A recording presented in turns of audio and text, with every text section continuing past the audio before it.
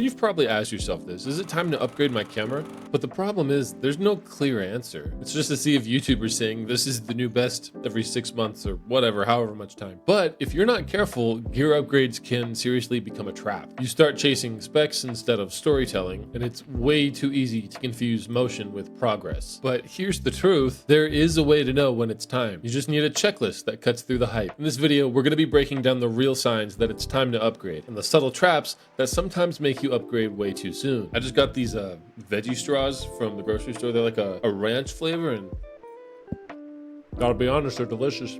So there's usually 3 core triggers that make creators start shopping for new gear, and none of them are technical. The first one is envy. You might see somebody at a wedding doing like a big fancy rig, and you're like, oh, I want that rig. I feel like I could feel official and like I know what I'm doing with that rig. And you don't need that. It looks nice, it looks really cool, but it's probably really expensive, and you realistically don't need it. You might be looking at the setup thinking that your APS-C setup feels like a toy, but what you're seeing isn't just the camera, it's the lighting, it's the lens, the expertise that comes with the years of gained knowledge of knowing how to use this equipment. It's color grading, it's intentional framing. There's a lot of things that go into that.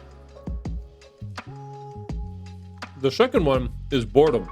You've mastered your camera now, right? You know the menu system in and out, you know every button, and you want that dopamine from unboxing that new thing. You know what I'm talking about. Creators are tinkerers. We love tools, right? Like, who doesn't like the tool that they love to use? But sometimes buying a new paintbrush doesn't necessarily mean that you're gonna paint a better picture. And the third thing is panic. Let's say like a client asks you for something that you aren't able to provide, and now you're Googling best video cameras at 2 a.m. Sometimes it is a real limitation, don't get me wrong, but other times, and more likely than not, your confidence is just shaky.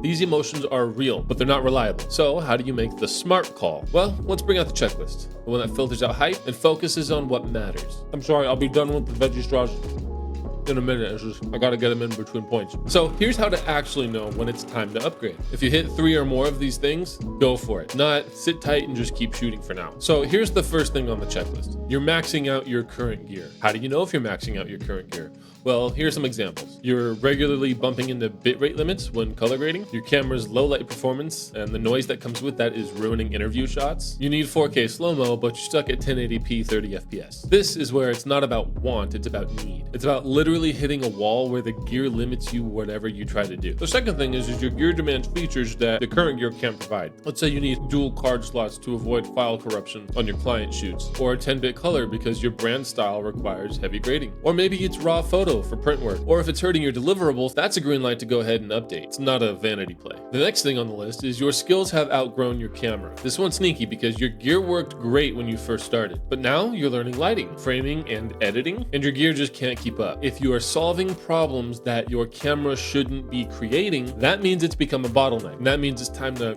kick it into the past. The fourth thing is your camera's costing you time. Time is precious and time is money in any type of business. It's all about workflow. If your gear's fighting you, that's time and money you're probably losing. So think it's like overheating on long shoots, slow file transfers, or maybe you missed focus, or if you need a battery swap every 45 minutes. It's ridiculous. At some point, pain adds up. And if your camera's making you slower instead of faster, well then that's your signal. The fifth thing is you're turning down opportunities because of your gear. This is the biggest one. If you're saying no to paid or creative opportunities because of what your gear can't do, you're losing more than just time, you're losing momentum. That's not FOMO, that's function, and it deserves an upgrade. Okay, so if you've got 3 of those things, that's when you should upgrade. It's not FOMO. But when shouldn't you upgrade, even if it feels right? We all fall for it, like a new camera drops, the reviews say it's a game changer, and you can feel your current setup turning to dust in real time. And I had this experience when the S1R2 dropped from Panasonic. But here's the truth, hear me out. If you're not using 80% of your current gear's features,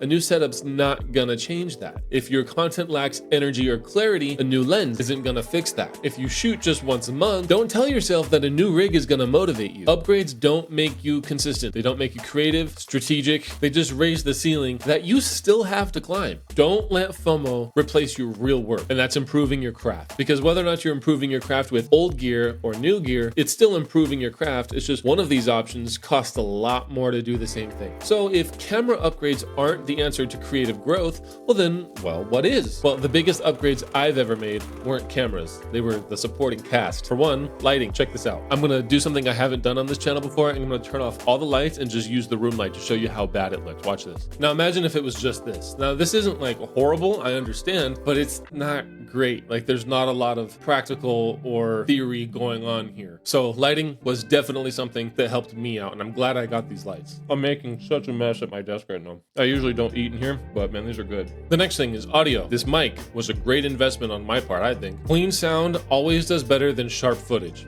Period. So even if you were just to get a $70 lav mic for your camera, that could do so much more for your perceived quality than some crazy new camera lens, because if you still sound like crap on your video, people are still just gonna click off. But that's not to say that a lens isn't important. Getting new and better lenses is a lot of the times better than getting a new camera body, unless you need that camera body for a very specific reason, but you get my point. For example, if you're a photographer, swapping from a kit lens to a fast prime, that's a game changer. If you haven't used a fast prime lens, it is different. It's a completely different ride. It handles differently, and I would really recommend it. But you don't need a camera body, you just need a new lens. Good lenses really do hold their value, and they every single time will outlive your camera body by years. In fact, this is just a personal story, one of my favorite lenses is a lens from the 60s. It's called the Helios 442. That lens is awesome, and it's older than my parents even, you know what I mean? Like, so a good lens lasts. Here's the last thing, post-production gear. Things like SSDs, more RAM for the computer, maybe dual monitors so you can edit more productively. These upgrades really do save hours of editing time. You create faster, deliver faster, and iterate faster. So treat your gear like a toolbox. You want to upgrade the piece that fixes your actual problem, you know? Not the one that looks best in a thumbnail. So at the end of the day, your camera is just one piece of the puzzle.